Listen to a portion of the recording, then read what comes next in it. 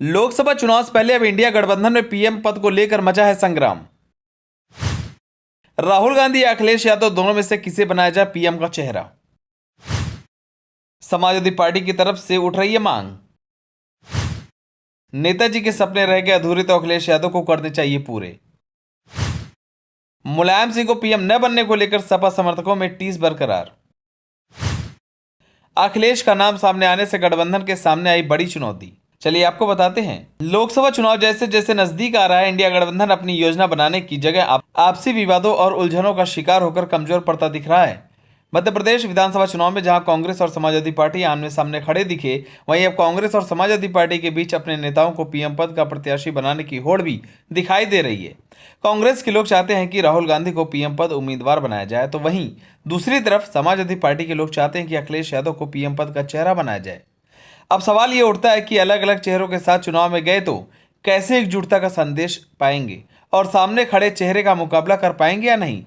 अगर गठबंधन में पीएम पद के चेहरों को देखें तो जेडीयू की तरफ से नीतीश को उनके समर्थक पहले से ही उन्हें प्रधानमंत्री पद का दावेदार बताते रहे हैं।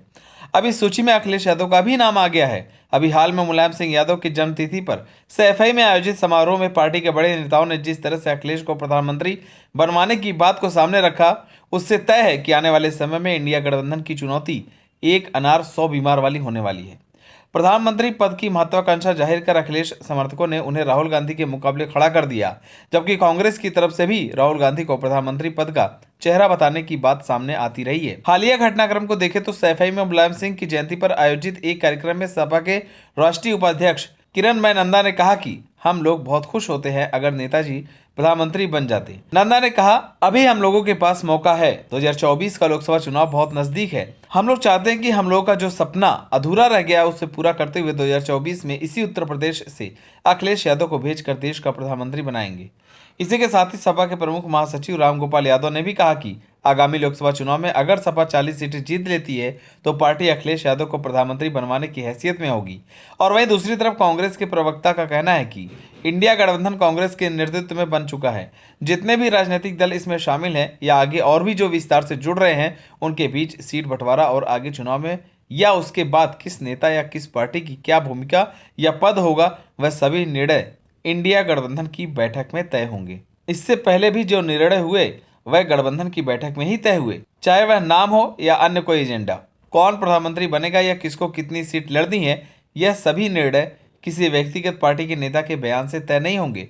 हमें किसी पार्टी के नेता के बयान से कोई सरोकार नहीं है, लेकिन वही जिस तरह से अखिलेश यादव लोकसभा चुनाव की तैयारियों में लगे हुए हैं, उसे देखकर कांग्रेस का यूपी में खाता खुलना भी मुश्किल नजर आ रहा है।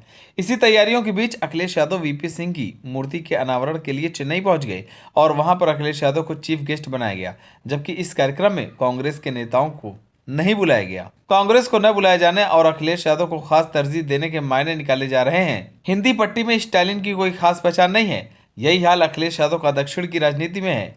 वीपी सिंह का भी तमिलनाडु से कोई विशेष रिश्ता नहीं रहा है, लेकिन चेन्नई में उनकी मूर्ति लगाकर स्टालिन एक बड़ा राजनीतिक मैसेज देना चाहते हैं। यही मकसद अखिलेश यादव का भी है। हिंदुस्तान की राजनीति एक बड़े बदलाव की ओर है। लोकसभा चुनाव को फिर से कमंडल बनाम मंडल करने की तैयारी है। उत्तर प्रदेश से लेकर दक्षिण तक क्षेत्रीय पार्टियां इस मुद्दे पर एकजुट हैं। अखिलेश यादव कहीं न कहीं ये सभी को हिंट देते नजर आ रहे हैं कि अगर कांग्रेस से सपा का यूपी में नाता टूटा है तो समाजवादी पार्टी की ओर से अखिलेश यादव को पीएम पद का चेहरा बनाया जा सकता है। आप सभी को क्या लगता है, अखिलेश यादव या राहुल गांधी, दोनों में से किसको पीएम का चेहरा बनाना चाहिए? हमें कमेंट कर जरूर बताएं। अगर आप नए हैं तो हमारे चैनल को सब्सक्राइब करें।